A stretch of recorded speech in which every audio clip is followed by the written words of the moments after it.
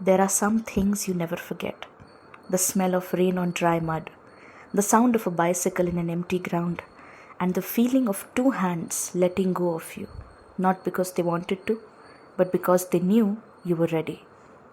He was 8 years old when he first learned what courage felt like. The ground was full of children his age, all wobbling, all laughing, all falling. He sat on his bicycle seat, gripping the handlebars so hard his knuckles had gone pale. Behind him, steady and sure, were his father's hands, warm, firm, present. The kind of hands that made you believe the ground would never actually hurt you. He tried to smile as he rode, but it wasn't a real smile. It was the kind you make when you're trying very hard not to cry. Balance felt like a language he didn't speak yet. Every time he thought he had it, his body forgot again, and the earth came rushing up to meet him. He fell again and again and again. Each time, his father helped him back up without a word of complaint. Without a sigh, just the quiet steadiness of someone who had already decided they weren't going anywhere. After one particularly hard fall, the boy sat on the ground and looked up at his father, with dust on his cheeks and tears waiting behind his eyes. "What if I'm never able to make it?" he asked. His father looked at him for a moment, not with pity, but with something much more serious than that, something that felt like respect. "If you think that way," he said quietly, "then you should stop trying right away, because you will win only when you want to win." The boy didn't fully understand it then, but something in those words settled into him like a seed pushed into soil. 10 minutes later, he was riding. No hands, no help, just him and the bicycle and the open ground. There are no words for what that moment felt like. The first time your body understands something it couldn't understand before. It wasn't just riding a bicycle to him. It felt like becoming someone slightly larger than who he had been 10 minutes ago. Like the world had quietly expanded in all directions, and he was right at the center of it. He laughed, a real laugh this time. And then it started raining. The other children began leaving, running toward their parents, their bags, their shelter. Within minutes, the ground emptied. There was just him, the wet mud, and the sound of rain tapping against everything. And yet, he kept riding. He looked at his father standing at the edge of the ground, drenched now, water running off his hair, his t-shirt clinging to his shoulders. For a moment, the boy thought, "Will he ask me to stop? Will he ask me to leave too?" His father looked at him and smiled. "Go on," he said, raising his voice just slightly above the rain. "You are finally riding on your own. Ride for as long as you want." The boy was relieved, and so he rode. Through the empty, wet ground, through the rain and the mud and the beautiful, reckless joy of it. And his father stood there getting completely soaked, watching him with a smile the boy would spend the rest of his life trying to remember. When he finally came to a stop, breathless and dripping, he looked at his father with an expression he couldn't quite name yet. "What if I am unable to do this without you next time?" he asked. His father walked toward him slowly, knelt down to his height, and looked him in the eye. "My presence lies in you having courage," he said. "No matter what, Papa is always with you. You just need to have courage." Suddenly, a loud sound slammed him out of sleep. His head knocked against the mirror on his desk, and he jerked upright, disoriented, breathing hard. The room slowly came into focus around him. His room, his things, his life. The mirror showed him a 16-year-old face, older than he just remembered feeling. His eyes were swollen at the edges in the way that happens when you have cried yourself to sleep more nights than you can possibly count. On the table next to the mirror sat a photograph, him and his father, both on the bicycle, both laughing. He was maybe 6 in that picture. His father's hand was wrapped around his small shoulder, and they were both squinting against the sun. He had no mother to ask about that photo. She had left the world the same night she gave him life. gone before he ever got the chance to know her. It had always been just the two of them. His father had been both parents in one. The one who packed his lunchbox and also taught him to throw a ball. The one who sat outside hospital rooms and also sang him to sleep. The one who cried quietly in the kitchen when he thought his son was asleep and then came out in the morning looking perfectly steady. But destiny had different plans for this boy. 3 years ago, his father was gone too. No warning, no goodbye, no last conversation to hold on to. Just one stroke in the heart on an ordinary evening that became the last one, without anyone telling him it would be. He had never been able to close that door. It just stayed open, that cold, drafty space inside him where his father used to be. He looked at the photograph now, in the grey morning light, and felt the familiar weight settle back onto his chest. He knew he should get ready for school. He knew what the sensible thing to do was. But something in him that morning was past sensible. He was so tired of carrying this weight, so tired of waking up and going through the burden of living a life that looked normal to others was suffocating inside. He went out, picked up his bicycle and started riding. Not toward school, not toward anywhere, just away from the apartment, away from the photograph, away from himself if that were somehow possible. He pedaled hard, letting the wind pull tears from the corners of his eyes before he even knew he was crying. The city blurred past him. Shops, people, cars, traffic, all of it meaningless. He rode like the speed would eventually outrun the ache. The only thing alive in his mind was one impossible thought, a reunion. Some way, anyway, to have his father back. He didn't know about what that meant or what it would cost.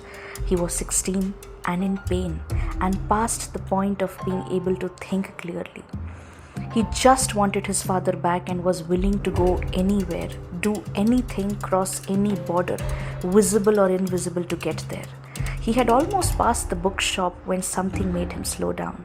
A book in the window, small and old, its cover faded to a soft rose color.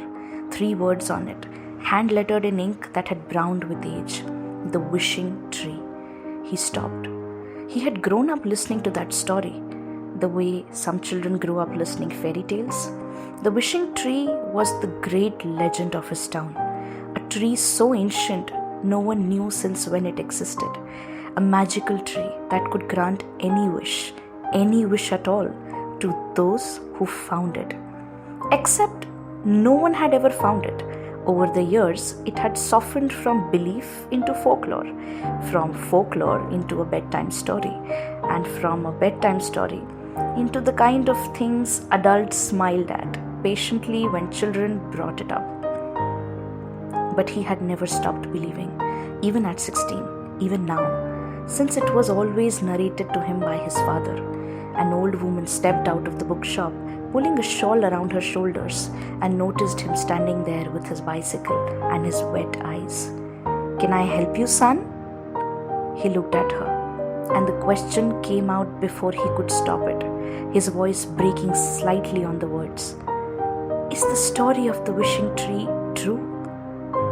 The woman looked at him for a long moment, not the way adults usually look at grieving teenagers, not with discomfort, not with sympathy. She looked at him the way you look at someone you recognize. "My dear child," she said finally, "you create your own reality in life." She paused. "The wishing tree is real, but it can only be found by those who choose to believe, not in the tree, but in themselves." He stared at her. She didn't smile. She didn't elaborate. She just stood there in her shawl with the old book in the window behind her, as solid and certain as if she had said something obvious. He didn't know what happened inside him in that moment, but something shifted. Some small, stubborn thing in his chest had decided something. "Thank you," he said. and he meant it with his whole body. He was on his bicycle again before the words had finished leaving his mouth, riding faster than before, faster than was probably safe. The wind hit his face and the rain began, light at first, then steadier. But he didn't stop. He didn't know where he was going. He was riding on pure belief, which is the most directionless and the most powerful fuel there is. He rode until the city thinned behind him, until the sounds changed from traffic to wind, until the road became a path and the path became uncertain. That's when he reached a bridge that made him slow down. He stopped at the edge of it, breathing hard. He looked out at the sky and saw heavy grey clouds. Rain was falling without apology. The world was looking back at him the way it always did when he was trying to figure out what to do next, blank, patient, and indifferent. He looked down at the water below the bridge and felt for the first time how truly lost he was. Not just today, not just this morning, but in a way that had been quietly true for 3 long years. Before he could get back to riding, he saw a dog crossing from the other side of the bridge. It didn't cross entirely. Instead, it sat at the very center of the bridge, absolutely still, as if it had been waiting there. A medium-sized dog, brown and white, with calm, dark eyes. It looked at him with a steadiness that didn't belong to stray dogs. There was something in its gaze that felt almost like recognition, as if it knew him, as if it knew everything he had been carrying and wasn't surprised by any of it. He had been afraid of dogs his whole life, the kind of fear that makes you cross to the other side of the street, that makes your skin prickle when one comes near, that fear. But looking at this dog, something strange happened. The fear was there, but it started fading away, as if the dog was some human trying to form a connection. He tried to walk past it, keeping to the edge of the bridge. The dog stood up, moved deliberately in front of his bicycle and sat again, blocking him, looking at him. The boy got stunned. "Do you need something?" he asked, his voice getting small in the rain. "Why are you blocking my way?" The dog held his eyes for one more moment. Then it turned, walked to the far end of the bridge and stepped into the bushes at the side of the path. Then it stopped and looked back, waiting, as if it wanted to be followed. The boy parked his bicycle against the railing and then he followed the dog. Beyond the bushes was a lake. It was enormous, larger than it should have been, larger than seemed possible given how much road he had crossed. The water was dark grey, matching the sky exactly, and the surface was rough and restless. Wind moved across it in long shuddering waves. The air here felt heavier, different, charged with something that had no name. He stood at the edge and looked out at it, unsure why he was here in the first place, unsure what the dog had meant to show him. He turned to find the dog, and strangely, it was gone, vanished completely. He stepped closer to the water's edge, scanning the surface, panic beginning to rise. What if it had slipped in? What if it fell into the water? He moved right to the bank and leaned forward, trying to see through the churning grey water. His reflection came back broken and fragmented, distorted by the waves. He leaned further and then his foot slipped. The water hit him like a wall, cold and immediate. He gasped, swallowed water, broke the surface scuffing. The water beneath was nothing like the surface suggested. It pulled at him from below, from the sides, from everywhere at once. He kicked hard, he fought. He had always been a decent swimmer, but this water had no interest in being swum through. It moved against him with something that felt personal. He tried to call out, but there was no one. He tried to find the bottom, but there was none. He tried to simply stay afloat, and slowly, horribly, he found he could not. His body began to tire faster than he expected. His arms got heavier. The cold moved through him and made his muscles slow. He could feel his head dipping below the surface for longer stretches, the grey sky above him shrinking to a small, pale rectangle, then disappearing altogether into dark water.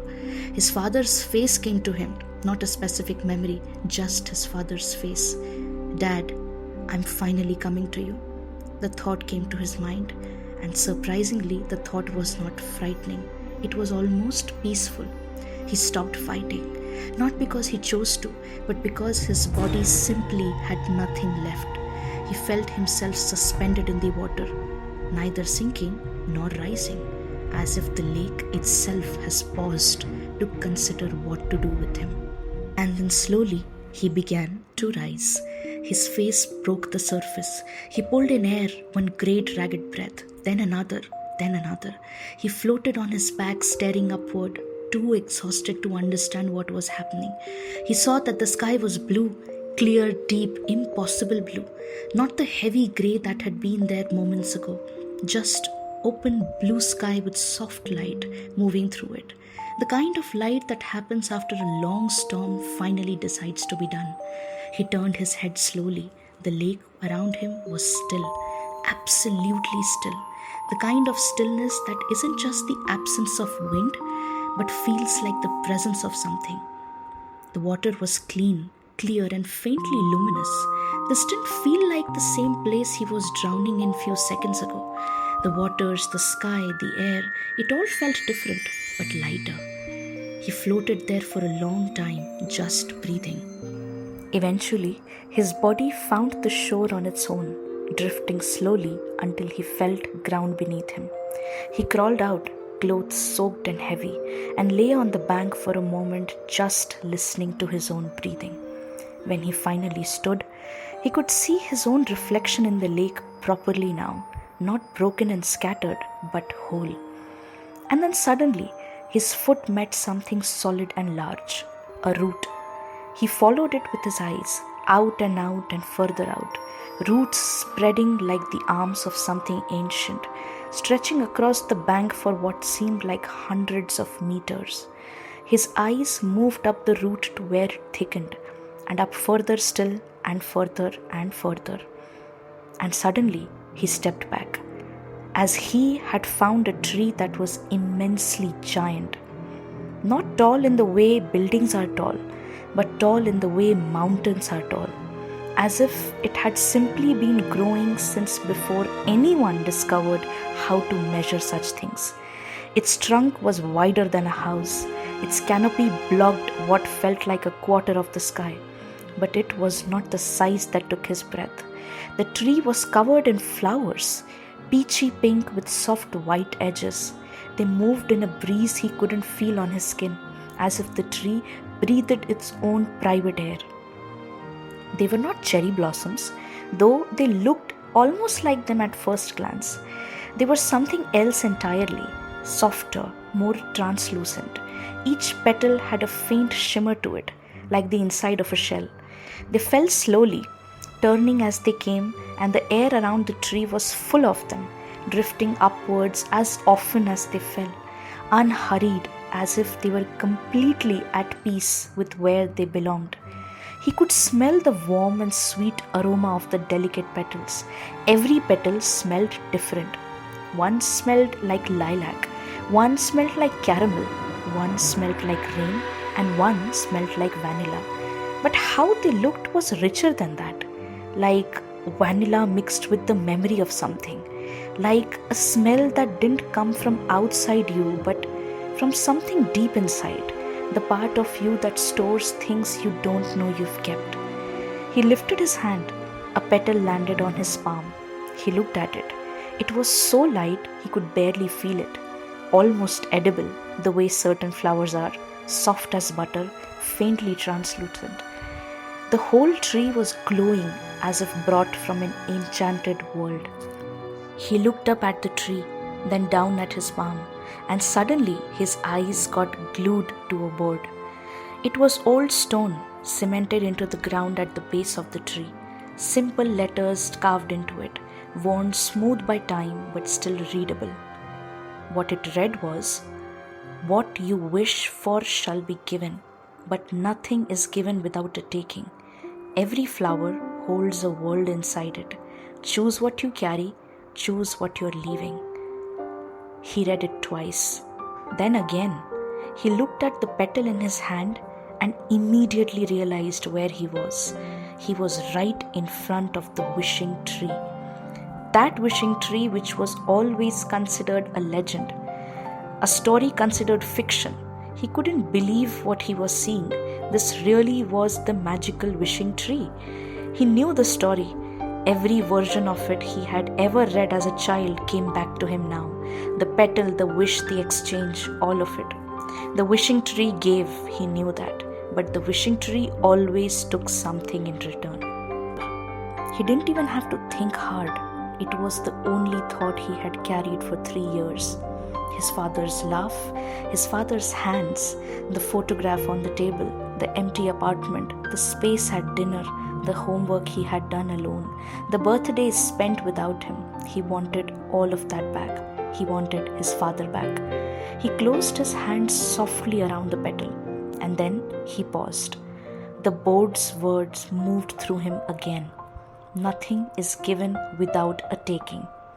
He looked at the petal, then at the tree, then at the still water of the lake behind him, and something began to open in him, slowly, like a room in a house he hadn't entered in years. If he wished his father back, what would be taken? More than that, a quieter, stranger question began to form, one he hadn't expected. What did he actually want? He wanted to hear his father's voice, yes. He wanted to be in the same room as him, to sit across from him at the table, to have someone know his history, all of it, without needing to explain it, to be known the way only a parent knows you. Then, what was wrong? This is exactly what he wanted, right? But then, underneath that, there was something else he had not uncovered yet. He had been riding all morning trying to escape a feeling. The feeling was grief. But grief, he realized, standing here at the foot of the most magical thing he had ever seen, was not an obstacle between him and his father. Grief was his father. Every time he felt that pain, he was feeling his father. The love had nowhere else to go, so it became the pain. They were the same thing actually. Yes, love and grief were just two sides of the same coin. They had always been the same thing. For 3 years, he had been treating the longing of his father as a wound, as proof of loss. But standing here now, with a petal in his hand and a wish he could actually make, he felt for the first time that the longing itself was the connection. Not the broken end of something, but the living thread of it. What if the longing for someone is not the distance between you and them, but the closeness itself? He stood very still.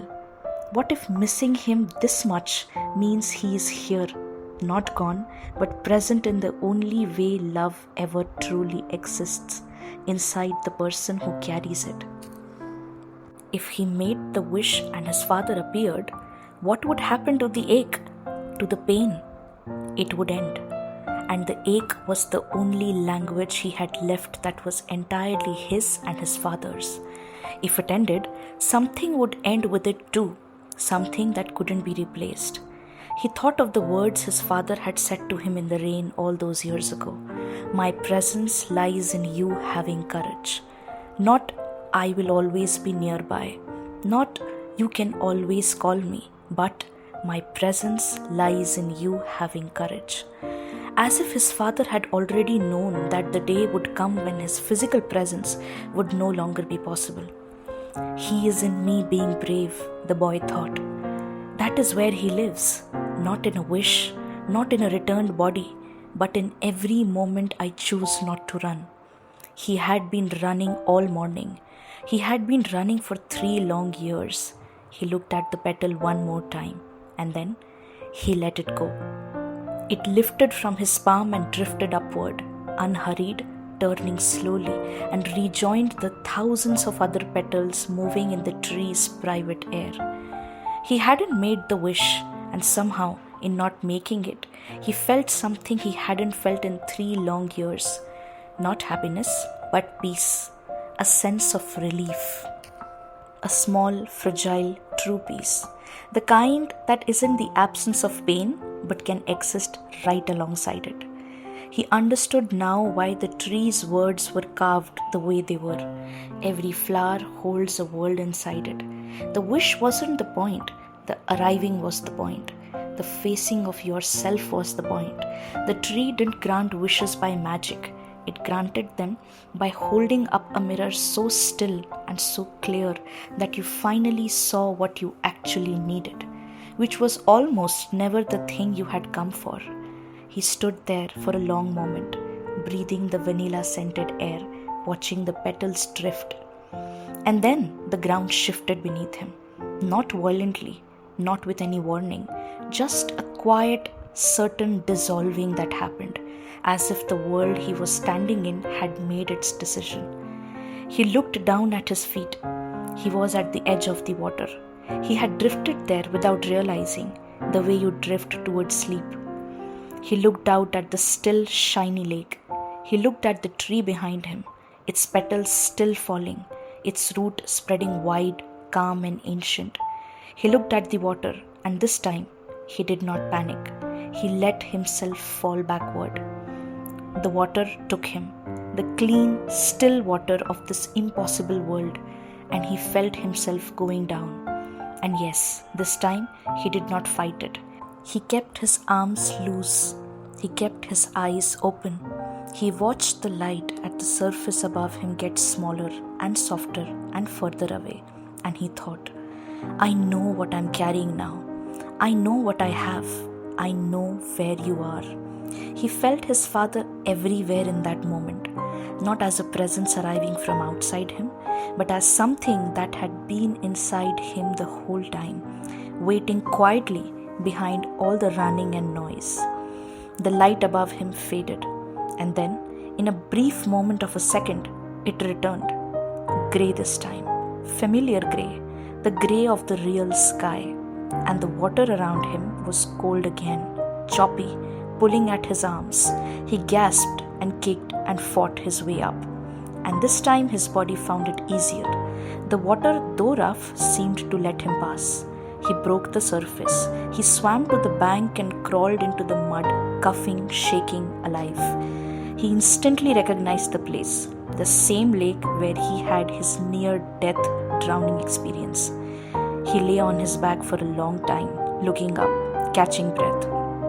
The sky was still grey, still drizzling, but there, off to the left, where the clouds had thinned, was sunlight, actual sunlight, warm and gold, cutting through in long angled beams, and above that, faint but clear, was a rainbow, low and wide, one end lost in the hills and the other somewhere he couldn't see. He sat up slowly.